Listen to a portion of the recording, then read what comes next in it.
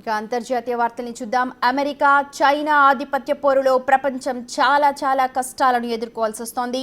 అరుదైన లోహాలకు care of China. అలాంటి China నుంచి ఆ లోహాలు గాని ఆగిపోతే పరిస్థితి ఏంటి? వాటి ద్వారా ఈ ప్రపంచంలో ఏ ఉత్పత్తులు నిలిచిపోతాయి? వీటి ద్వారా భారత్ ఎదుర్కొనే సమస్యలు ఎలాంటివి చూద్దాం.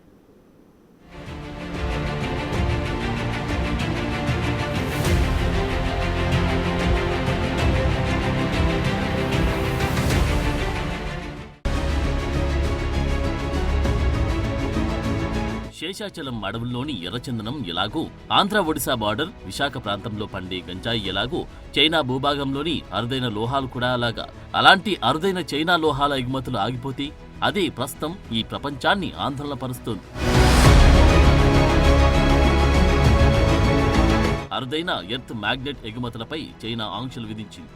దీంతో ఒక సప్లై చైన్ కి అంతరాయం కలుగుతోంది. ఈ ఆంక్షల కారణంగా ప్రపంచవ్యాప్తంగా ఉన్న ఎలక్ట్రిక్ వాహనాలు, రక్షణ రంగంలోని పలు కీలక పరిశ్రమలను ఇవి ప్రభావితం చేసేలా తెలుస్తోంది. అమెరికా, భారత్, జపాన్ వంటి దేశాల్లో ఈ అరుదైన లోహాలపై ఆధారపడి నడుస్తున్న పరిశ్రమలు చాలానే ఉన్నాయి. ఇప్పుడు ఈ లోహాల సరఫరా నిలిచిపోతే పరిస్థితి ఏంటన్నది ఎవరికీ అర్థం కావడం లేదు. వీటి ప్రత్యామ్నాయ మార్గాల అన్వేషణ జరుగుతోంది. కానీ అది అంత తేలిగ్గా సాధ్యపడుతుందా అన్న అనుమానాలున్నాయి. ఎందుకంటే చైనా తయారు చేసే కార్, బైక్ ఇంకా ఎన్నో వస్తువులు కావాలంటే దానికి నకలు తయారు చేసుకోవచ్చు. కానీ చైనా భూభాగం లాంటి భూభాగం అంతటా ఉండదు. ఈ భూభాగంలోని అరుదైన లోహాలు అన్ని చోట్ల దొరకవు. మరి ఏం చేయాలి? ఇప్పుడిదే అతిపెద్ద ప్రశ్న. అమెరికన్ సుంకాలకు చైనా రివర్స్ కౌంటర్ ప్లాన్ చేసినట్టు తెలుస్తోంది. ప్రపంచ దేశాలన్నిటికీ ఈ అరుదైన లోహం 90% మేర సప్లై అవుతుంది చైనా నుంచి. కార్లు, ఎలక్ట్రానిక్స్, కంప్యూటర్స్, వెపన్స్ తయారీ వరకు అన్ని కంపెనీలకు చైనా సరఫరా చేసే ఈ అరుదైన లోహమే దిక్కు. అందుకే భారత్లో వాహన ప్రియులను ఆకట్టుకుంటున్న స్విఫ్ట్ ప్రొడక్షన్ ఆపేస్తున్నామంటుంది సుజుకి. ఇకపై స్పెషల్ లైసెన్స్ ఉన్న కంపెనీలకు మాత్రమే ఎగుమతులు చేసేలా చైనా ప్లాన్ చేస్తుంది.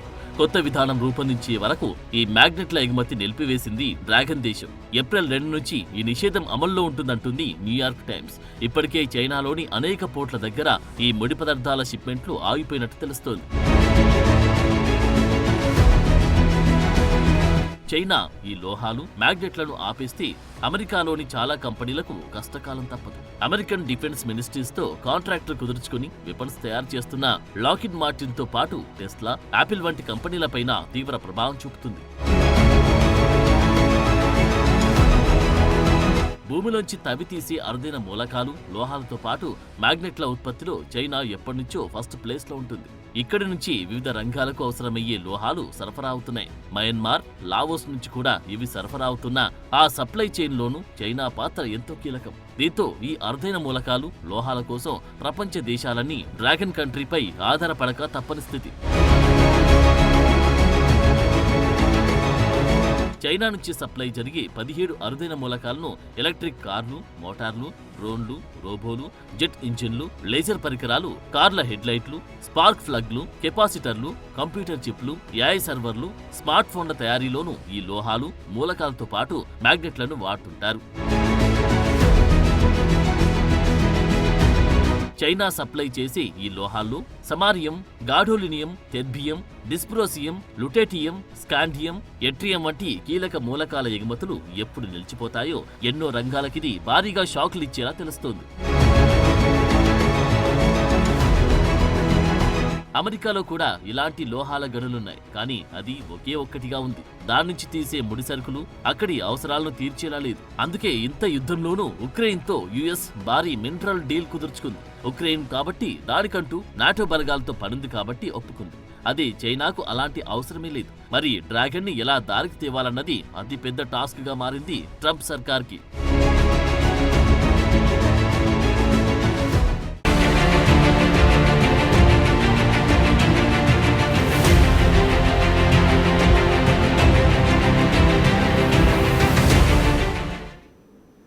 అంత పెద్ద అమెరికా భూభాగంలో అరుదైన ఖనిజాలు ఎందుకు లేవు? ఉన్నా వాటి తవ్వకాలకు అడ్డొస్తోన్న తలనొప్పులేంటి? 24 గంటలు ఇతర దేశాలపై ఆధారపడ్డమేనా? ఇటు సర్వీస్ పరంగా చూస్తే భారత్, ప్రొడక్షన్ పరంగా చూస్తే చైనా, చాకరీ పరంగా చూస్తే ఆఫ్రికా, ఫుడ్ పరంగా చూస్తే మెక్సికో, మార్కెట్ పరంగా చూస్తే రకరకాల దేశాలు. ఏంటి అమెరికా దుస్థితి?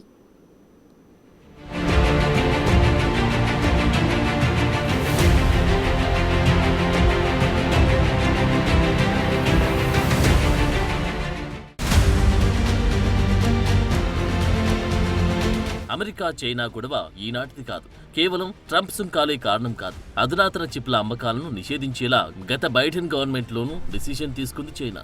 గాలియం, జెర్మేనియం, యాంటీమోని వంటి సూపర్ హార్డ్ ఖనిజాల అమ్మకాలపై నిషేధం విధించింది డ్రాగన్ కంట్రీ.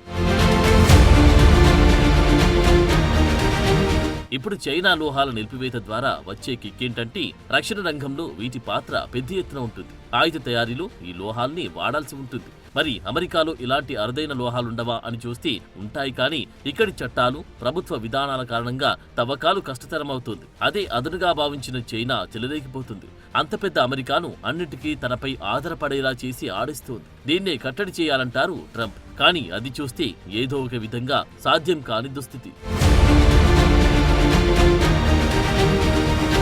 ప్రపంచ ఖనిజ ఉత్పత్తిలో చైనా ఆధిపత్యానికి గండి కొట్టాలంటే గనుల తవ్వకాలను, ఆ దేశ విధానాలను పునఃపరిశీలించాల్సి ఉంటుంది. ఇప్పటి వరకు అమెరికా ఎన్నో విషయాల్లో అతిపెద్ద డిపెండెంట్. అక్కడేది ఒరిజినల్ అమెరికన్ మేడ్ ఉండదు. పెట్రోల్ నుంచి పిన్నీస్ వరకు ప్రతిదీ ఇతరులపై ఆధారపడక తప్పదు. దీంతో సర్వీస్ సెక్టార్లో భారత్, ప్రొడక్షన్లో చైనాను మించిపోవడం ఈ దేశానికి సాధ్యపడడం లేదు. దానికి తోడు ఇక్కడి ఖనిజ వనరులను తవ్వడానికి అనుమతించదు అమెరికన్ అధికార యంత్రాంగం.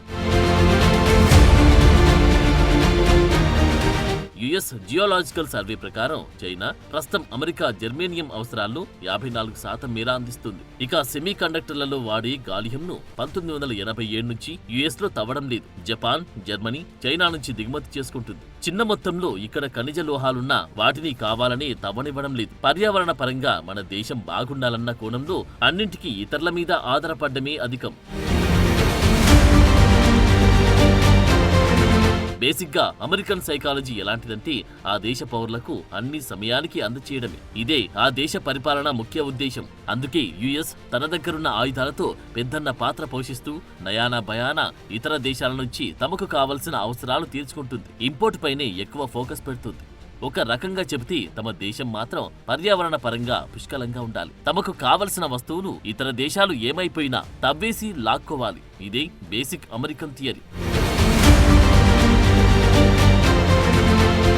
అప్పటికి అమెరికాలో కొన్ని సంస్థలు ఖనిజాలను వెలికితీసి మార్గాలను అన్వేషిస్తున్నాయి. ఉదాహరణకు వెస్ట్ వర్జీనియాలోని పాత బొగ్గుగని, నార్త్ డకోటాలోని లిగ్నైట్ వంటి మూలకాలను తవ్వడానికి ట్రై చేస్తున్నారు. ఇడాహోలో యాంటీమోని గనిని సైతం ఇలాగే తవ్వే యత్నం చేస్తున్నారు. ఎందుకు గాను రక్షణ శాఖ నుంచి $5 లక్షల గ్రాంట్ తీసుకుంది కంపెనీ. ప్రస్తుతం ఈ యాంటీమోని సరఫరా 90% వరకు చైనా, రష్యా, తజకిస్తాన్ దేశాల నుంచే జరుగుతుంది. చైనాను ఎలాగైనా సరే డార్క్ తేవడంలో భాగంగా ట్రంప్ రకరకాల ప్రయత్నాలు చేస్తున్నారు. దీంతో అది బెడిసికొడుతుంది. ట్రంప్ డెసిషన్ కారణంగా మస్క్ లాంటి అమెరికన్ బిజినెస్ మెన్ కి తీవ్ర ఇబ్బందికరంగా మారుతుంది. ఏ విభాగంలో చూసినా అమెరికా కన్నా బలమైన దేశం చైనానే. ఇటు జనాభా పరంగా, అటు ఆర్థికంగా, ఖనిజాల పరంగా చైనాను ఢీకొట్టి ముందుకెళ్లడం యుఎస్ కి సాధ్యం కాదు. కానీ అమెరికన్ బ్లడ్ గ్రూప్ లో అలా తలంచుకుని కూర్చోవడమే తెలియదు. ఏదో ఒక రకంగా దారికి తెచ్చుకోవడంలో అనుక్షణం పావులు కదుపుతూనే ఉంటుంది యుఎస్ అడ్మినిస్ట్రేషన్. ఇక్కడ ట్రంప్, బైడెన్ తేడా లేదు. అధ్యక్షుడు ఎవరైనా సరే ఇదే తరహా పాలన కొనసాగుతుంది. ఎరుగు పొరుగున ఉన్న కెనడా, మెక్సికోలతోని యుఎస్ ఎడమొహం పెడమొహంగా ఉంటుంది. 25% సుంకాల దెబ్బకు కెనడియన్లు అమెరికాలో అడుగు పెట్టకూడదంటూ ఒట్టేసుకున్నారు. దీంతో అమెరికన్ టూరిజం పడకేసిన సంగతి తెలిసింది. మెక్సికన్లు దేశంలోకి చొరబడకుండా ఉండేలా గోడ కడతానంటారు ట్రంప్. ఒకవేళ అలాంటిదే జరిగితే అమెరికాలోని పారిశుద్ధ్యం ముక్కుపుటాలను అదరగొడుతుంది. అంతేనా, రుచికరమైన వంటలకు కూడా అలమటించాల్సి వస్తుంది. ఒక పక్క చూస్తే మేక్ అమెరికా గ్రేట్ అగైన్ అంటున్న ట్రంప్ ఉద్దేశం ఏంటి? ఇతరులను తమ దేశానికి రానివ్వకుండా చేసి వారు చేసే పనులు స్థానిక అమెరికన్లు దక్కించుకోవాలని. కానీ ఇప్పటికే ప్రపంచ భోగాలన్నిటినీ అప్పనంగా అనుభవించిన అమెరికన్లు కాయకష్టం చేసి తమకు అవసరమయ్యే ఉత్పత్తుల తయారీ సాధ్యమయ్యే పనేనా అన్నదొక ప్రశ్న. చైనాను ఎలాగైనా సరే బీట్ చేయాలని భావించింది యుఎస్. ఆ దేశ ఆధిపత్యాన్ని సహించేది లేదంటూ తెగేసి చెబుతోంది. యూరోపియన్ కంట్రీస్ తో కలిసి ట్రంప్ చేస్తున్న ఈ వాణిజ్య యుద్ధం ఇప్పుడు ఖనిజ యుద్ధంగాను మారుతుంది. మరి దీనికి ట్రంప్ తగిన పరిష్కారం కనుక్కుంటారా, లేక తమ సొంత భూముల్లోని ఖనిజాలని తవ్వుకొని ఇదే ప్రత్యామ్నాయ మార్గంగా భావిస్తారా చూడాలంటున్నారు అంతర్జాతీయ వ్యవహారాల నిపుణులు.